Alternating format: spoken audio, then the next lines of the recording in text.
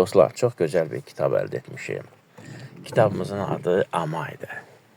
Amay əsərin baş qəhrəmanıdır. Amay doğulduğu ailədən danışır.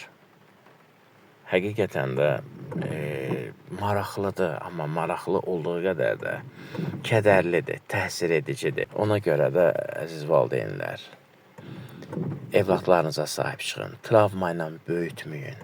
Onları fiziki və mənəvi, psixoloji travmadan uzaq tutun. Həqiqətən bu kitabda bir qoca bir ömrü bizim gənc yazarımız 211 səhifəyə sığdırıb. Həqiqətən uğurlar arzulayıram.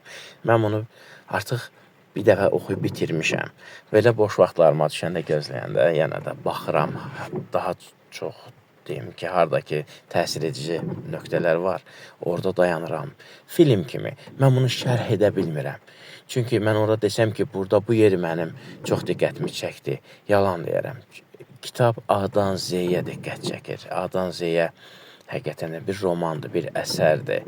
Yəni, şərh edə bilməyəcək qədərinə böyük bir həyat hekayəsidir. Bir filmdir bu. Dostlar, alıb oxumağınıza dəyər. Gənc yazarımıza da uğurlar arzulayıram.